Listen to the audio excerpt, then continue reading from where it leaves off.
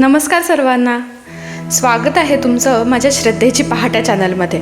आत्ता आपल्या सगळ्यांचा लाडका अधिक मास म्हणजेच पुरुषोत्तम मास सुरू आहे आणि हा पुरुषोत्तम मास हा विष्णूंना समर्पित आहे. म्हणूनच खूप जणं श्रीकृष्ण, विष्णू, भक्ती आणि अध्यात्म याविषयी आणखीन अधिक माहिती जाणून घेण्यासाठी उत्सुक असतात. भगवान श्रीकृष्णांच्या पृथ्वीवरील निर्गमनाबद्दल अनेक कथा, अनेक समजुती आणि अनेक मतं ही आपल्या कानावर येत असतात.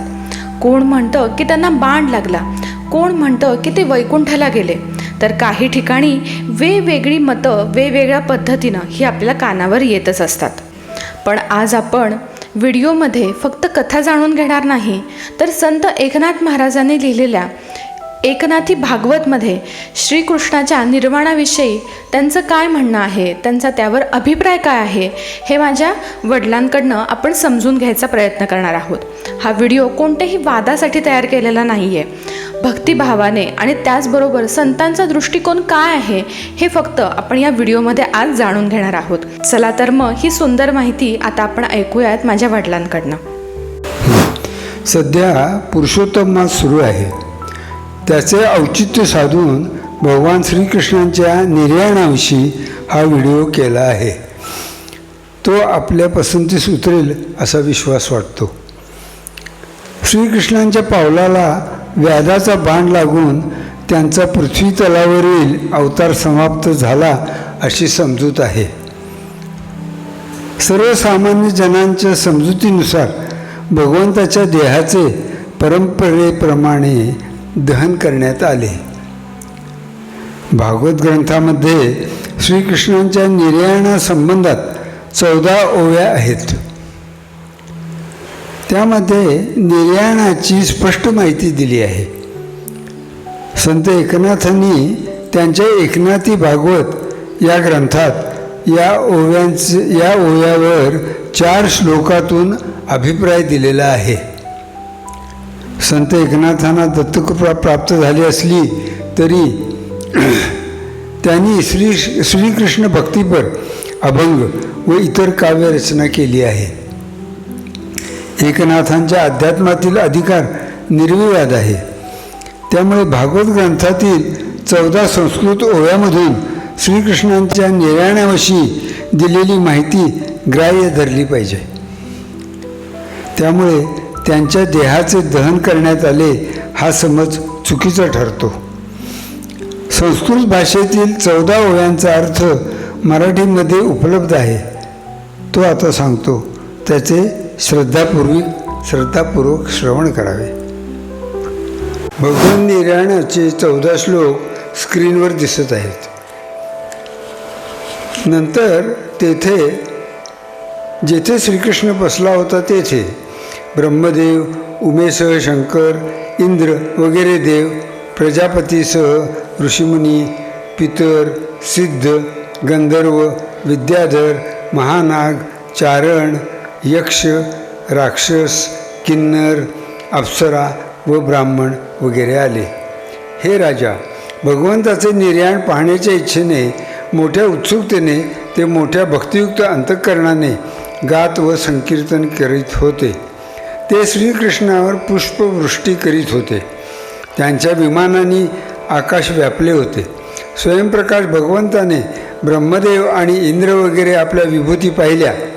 नंतर आत्मस्वरूपात नेऊन आपले कमलासारखे नेत्र मिटले. सर्वांना आनंद देणारा आणि ध्यानधारण मंगल असा आपला देह आग्नेयी नावाच्या योगधारणेने न जळता निजधामी नेला. देवलोकात दुंदुभी वाजल्या व आकाशातून पुष्पवृष्टी झाली. सत्य, धर्म, धैर्य, कीर्ती आणि लक्ष्मी ही पृथ्वीला सोडून त्याच्या मागोमाग गेली. निजधामी प्रवेश करीत असता अविज्ञात गती म्हणजे ज्याची गती कळत नाही असा श्रीकृष्ण ब्रह्मदेव वगैरे देवांना दिसला नाही. मेघांचे मंडल सोडून आकाशाकडे फिरणाऱ्या विद्युल्लेचा मार्ग जसा मानवाच्या लक्षात येत नाही तसा श्रीकृष्णाचा मार्ग देवांच्याही लक्षात आला नाही. तेव्हा श्रीहरीची योगगती पाहून आश्चर्यचकित झालेले ते ब्रह्मदेव, शंकर वगैरे देव त्याची प्रशंसा करीत आपापल्या स्थानी गेले. हे राजा, शरीर धारण करणाऱ्या जीवांच्या लोकात ईश्वराच्या जन्ममरणाच्या तरा म्हणजे नटासारख्या मायेच्या लीला असतात.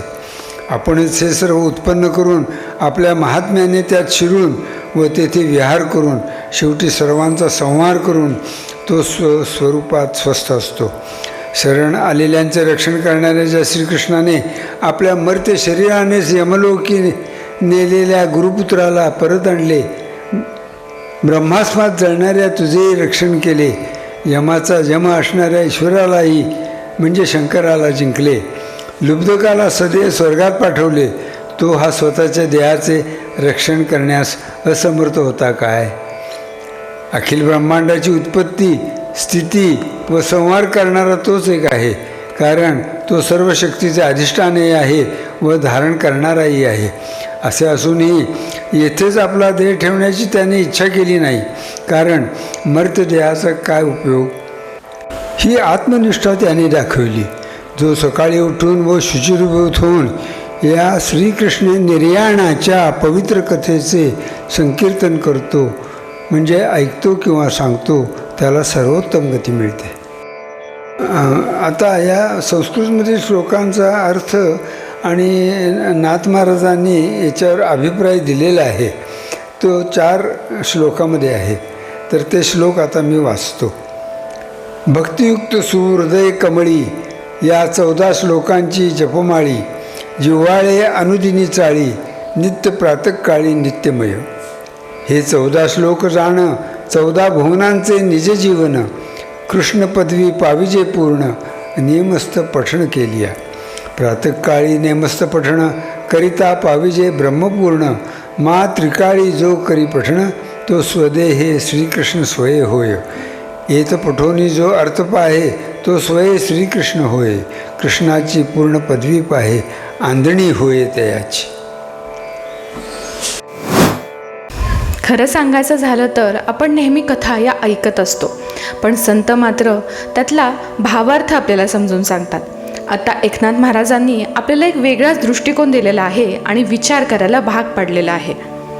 भगवान श्रीकृष्ण हे फक्त देहापुरते मर्यादित नव्हते, तर ते भक्ताच्या श्रद्धेत, नामस्मरणात आणि त्याचबरोबर भक्तीमध्ये आजही जिवंत आहेत.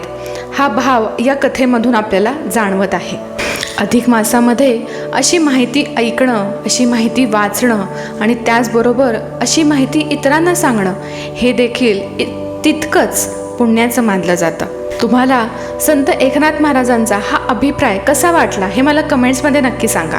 आणि माझा हा व्हिडिओ आवडला असेल तर माझ्या चॅनलला लाईक, शेअर, सबस्क्राईब करायला विसरू नका. माझ्या चॅनलवर विष्णू सहस्रनाम गायन, त्याचबरोबर विष्णूंची आरती, विष्णूंची 1000 नामावली उपलब्ध आहे. ते सर्व व्हिडिओ मी व्हिडिओच्या डिस्क्रिप्शनमध्ये देत आहे. त्याचबरोबर तुम्हाला ते व्हिडिओच्या शेवटी देखील दिसतील. ते सर्व व्हिडिओ तुम्ही अवश्य बघा. व्हिडिओचा शेवट आपण करूयात. श्रीकृष्ण गोविंद हरे मुरारी, हे नाथ नारायण वासुदेव. श्रीकृष्ण गोविंद हरे मुरारी, हे नाथ नारायण वासुदेव. नमस्कार.